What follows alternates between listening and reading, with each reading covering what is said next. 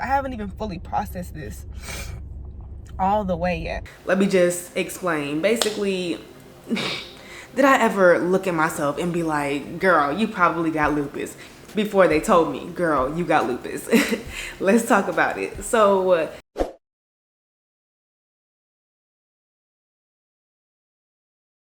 hey NAYvy, welcome back to my channel, loves. So we are back with another lupus update. I do want to continuously give you guys updates on basically what's been going on, and also different topics and different things that I've been seeing like in the comment section pertaining to lupus and my recent diagnosis. So we back. This is a little bit different than the last update. If you have not seen it, go watch it. This is just a quick little video addressing the topic of, did I know or did I have any signs of lupus before actually being diagnosed with it? Like, how did it come about? I guess some people are kind of anxious or like have some worries or concerns that they might have lupus, and I've been seeing like certain comments saying like that you're seeing some of the same things that I feel that I had, or the reasons why they diagnosed me with it after, of course, doing the biopsy, like the reasons why they thought I had it. So did that make sense? I don't know if that made sense, but let me just explain. Basically, did I ever look at myself and be like, girl, you probably got lupus, before they told me, girl, you got lupus?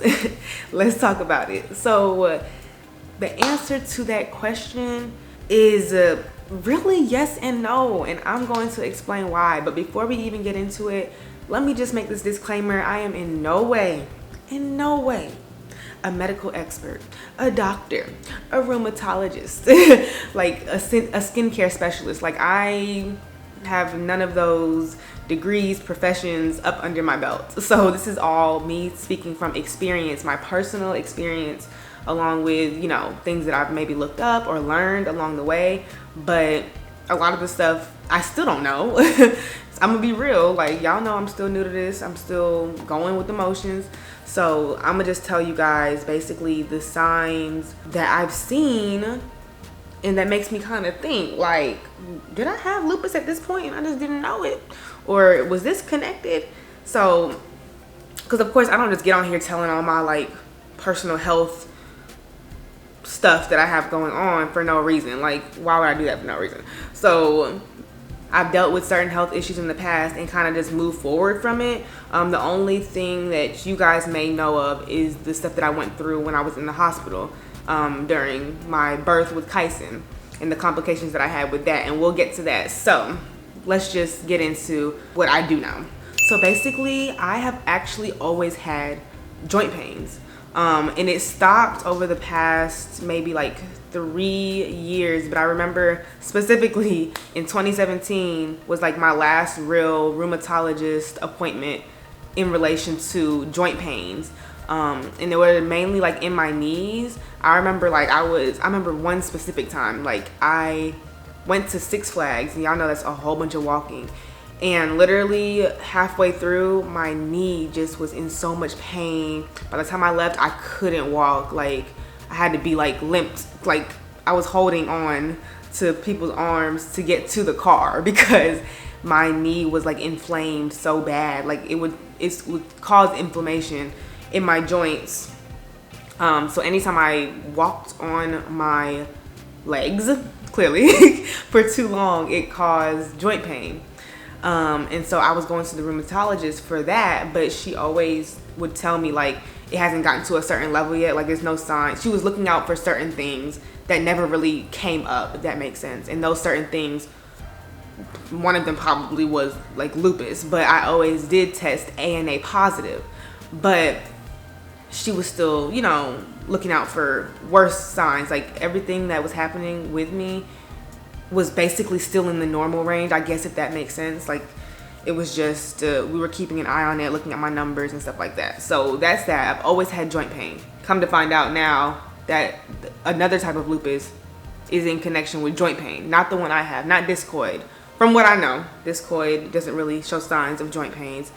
Another sign is that I've always suffered with Raynaud's disease or Raynaud's syndrome, whatever you want to call it. I'll put the like definition of it on the side, maybe with like a picture or something. But basically, in my terms, my hands always turn white in the cold. Okay, like when it's cold, that's why I do not like winter at all. Like I don't do well with winter. Like I have to have gloves.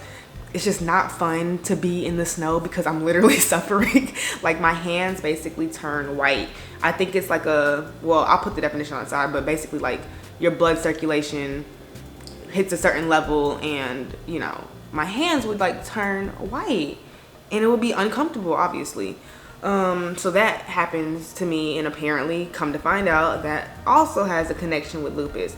So that was a while ago too, but that still happens to me. So those two things very well may have had been linked to lupus, and maybe I just recently developed the actual autoimmune disease. Like I don't know, or I'm like in my head I'm like, did this stuff, like, how long have I really had it? Like, I don't know. I do feel like we still caught it early. Like, that's what my dermatologist told me. She said that we caught it early, so that's a good thing. But then again, that's my old dermatologist that wasn't really paying much close attention to me. Y'all saw the video. She was super, super insensitive on the topic and seemed like she was just going through her clients, just going through the motions. So I don't know if she really took the time to really look into my blood work and see all of that stuff. She could have just been saying that, but from what I know, that's that. We caught it early. That also may have been because I was showing only a few signs of lupus, of discoid lupus, as far as like my skin. I only had the spot right here, the spot right here, along with the alopecia, what they thought was alopecia. Now that's like the third thing that I will say has to do with signs and symptoms and things that I've noticed. Hair loss. So that was one of the first signs. That's the first and only, well, okay, the first sign, along with the spot right here and the spot right here that didn't go away, because my skin, like I told you guys last time, I have good skin just in general. So with that being said, I immediately noticed when I had two, not so much pimples, but just like scars, really. Like I'm if there's a scar, I'm gonna notice it. So that's basically what happened with these two spots that y'all can't see right now because obviously I have makeup on.